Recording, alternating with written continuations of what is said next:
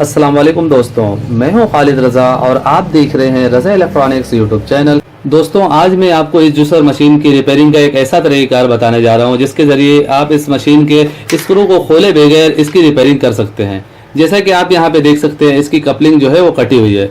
Coupling जो है इस तरह की होती है, ये साबित, और यहाँ पे आप देखेंगे तो इसके ये जो है दांत जो है वो घिस चुके हैं, जिसकी वजह से ये चीज़ों को सही तरह से ग्राइंड नहीं कर रही है क्योंकि ये स्लिप होती है।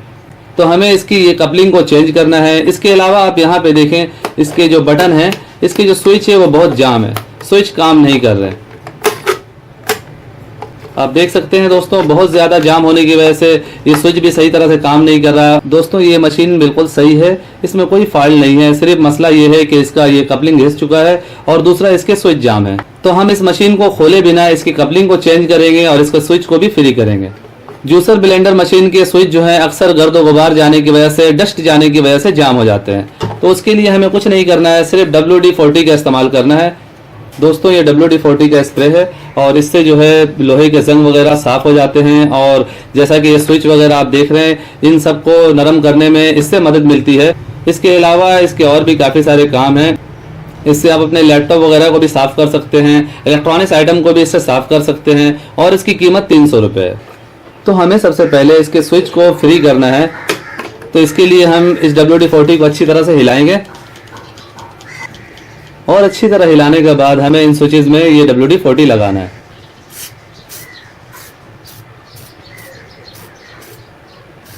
और WD-40 लगाने के बाद आप सब बटनों को इस तरह से प्रेस करेंगे कि जो भी जंग वगैरह हैं इसके अंदर वो ख़त्म हो जाए। ये आप देख रहे हैं, सारे स्विच जो है वो फ्री हो चुके हैं और हमें किसी कपड़े की मदद से इसे साफ भी कर लेना है। अगर आपके पास WD-40 नहीं है और आप ये बोतल परचेज नहीं करना चाहते तो उस सूरत में आप डीजल का भी इस्तेमाल कर सकते हैं। ये काफ़ी हद तक सही हो चुका है। एक दफ़ा फिर से हम इसमें WD-40 लगाने जा रहे हैं। दोबारा हम इन बटनों को इस तरह से प्रेस करेंगे। दोस्तों, आप देख सकते हैं ये जूसर ब्लेंडर के जो स्विचेज हैं वो काफ़ी हद तक सही हो चुके हैं और मज़ीद थोड़ी देर में ये और ज़्यादा नरम हो जाएंगे क्योंकि अभी भी ये WD-40 पूरा नीचे तक नहीं पहुंचा है। तो थोड़ी देर में ये और भी नरम हो जाएगा। दोस्तों, अब बात करते हैं कि इसकी कपलिंग कैसे चेंज की जाए। इसकी कपलिंग को चेंज करना निहायत ही आसान है, सिर्फ हमें एक ट्रिक को समझने की ज़रूरत होती है। दोस्तों, जितने भी जूसर ब्लेंडर मशीन होते हैं, इनके जो कपलिंग लगे हुए होते हैं ये उल्टी चूड़ी के होते हैं, यानी इनकी चूड़ी उल्टी होती है। जैसा कि हमें किसी चीज़ को टाइट करना होता है तो हम अपने राइट साइड में घुमाते हैं और किसी चीज़ को खोलना होता है तो उसे अपने लेफ्ट साइड में घुमाते हैं। यानी क्लॉकवाइज कोई भी चीज़ टाइट होती है और एंटी क्लॉकवाइज कोई भी चीज़ खुलती है, लेकिन इसमें उल्टी चूड़ी होती है। इसमें जो है राइट हैंड पे जो है, यानी इस तरह क्लॉकवाइज जो है ये चूड़ी खुलती है और एंटी क्लॉकवाइज ये चूड़ी बंद होती है। जितनी भी जूसर ब्लेंडर मशीनें हैं तकरीबन में इसी तरह की चूड़ियाँ बनती हैं। तो हमें इसे खोलना है। इसका खोलने का एक टेक्निक ये है कि हम इसे नीचे से खोलें। नीचे से खोल के इसके नीचे एक पेचकस नमूने का बना हुआ होता है इसके मोटर में, वहाँ हम पेचकस लगा के इसे ज़ोर से घुमा के खोलें। और दूसरा तरीका ये है कि हम इसे यहाँ पे हल्का हल्का चोट देंगे किसी हैमर की मदद से। ये देखें, जैसा कि मैं बता चुका हूँ कि इसे हम इस तरह खोलेंगे। जिस साइड पे आमतौर पे चीज़ें टाइट होती हैं उस साइड से हमें इसे खोलना है। जैसा कि ये इस साइड पे टाइट होना चाहिए, अपने राइट साइड में टाइट होना चाहिए, तो हम इसे इस साइड से खोलेंगे। यहाँ पे हमें इस तरह से झटके से एक पेचकस की मदद से यहाँ पे चोट देना है।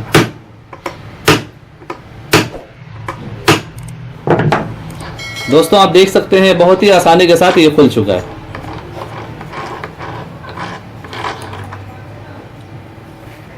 जैसा कि आप देख सकते हैं, इसके ये जो कंघी है, ये जो कपलिंग है, ये घिसी हुई है। इसकी जगह हमें दूसरी कपलिंग को लगाना है।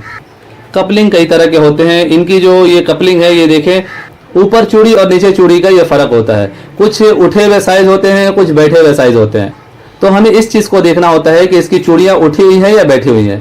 तो ये देखें, इस कपलिंग की चूड़ियाँ काफ़ी अंदर है और ये वाली कपलिंग की चूड़ियाँ काफ़ी ऊपर है। तो हमें ऊपर चूड़ी का कपलिंग लेना है।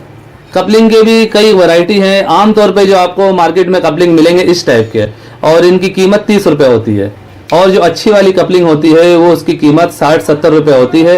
जैसा कि ये एक अच्छे वाला कपलिंग है और इसकी कीमत जो है 70 रुपये है। यहाँ पे आप देखें, इसके जो अंदर जो चूड़ियाँ बनी हुई है, इसके अंदर जो बुश लगा हुआ है ये पीतल का है, जबकि इसमें आप देखें इसमें लोहे का आपको बुश नज़र आ रहा है जिसमें चूड़ियाँ बनी हुई है।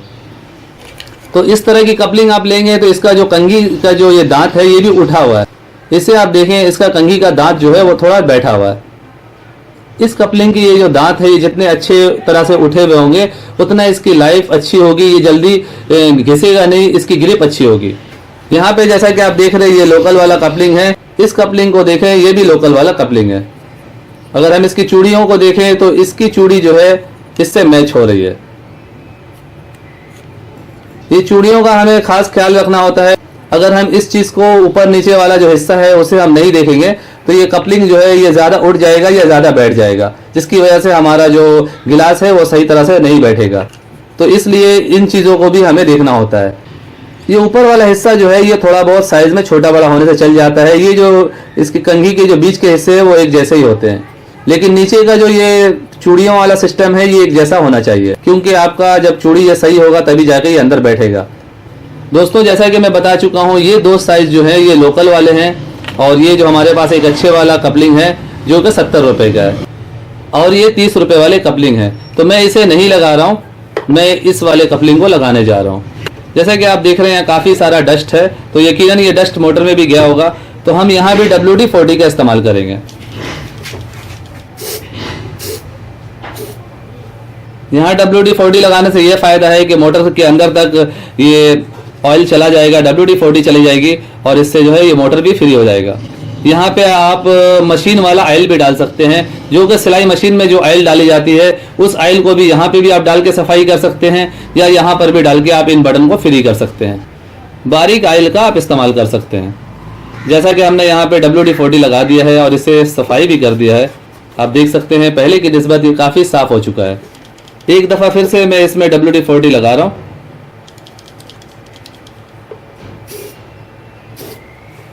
इससे ये भी फायदा है दोस्तों कि इसके जो स्क्रू वगैरह हैं वो भी बिल्कुल फ्री हो जाते हैं, और कल को हमें अगर इन सबको खोलने की ज़रूरत होती है तो वो आसानी से खुल जाते हैं।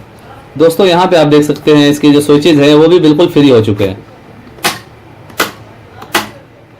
तो अब हमें इस कपलिंग को लगाना है। इस कपलिंग को लगाना बिल्कुल ही ईजी है। जैसा कि मैंने इसे सीधे हाथ पे खोला था, यानी इस तरह से खोला था, क्लॉकवाइज खोला था, तो एंटी क्लॉकवाइज ये बंद हो जाएगा, और जब हम इस पे जग लगाएंगे तो ये खुद से ही टाइट हो जाता है। इसे हम इस तरह से हल्का हल्का चोट देके इसे जाम भी कर सकते हैं।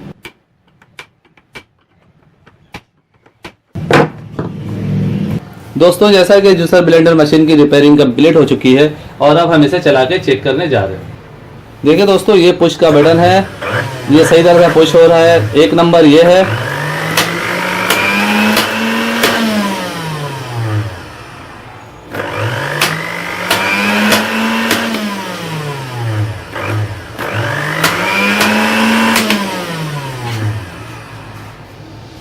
सो फाइनली दोस्तों मेरी आज की ये वीडियो यहीं तक थी। वीडियो के बारे में कमेंट सेक्शन में अपनी कीमती राय जरूर दीजिएगा। मुझे और कौन कौन सी टॉपिक पे वीडियो बनाना चाहिए, कौन सी वीडियो आप देखना चाहते हैं, इसके लिए इसी वीडियो के कमेंट सेक्शन में या फिर मेरे व्हाट्सएप नंबर पे व्हाट्सएप के जरिए मुझे अपनी राय जरूर दीजिएगा।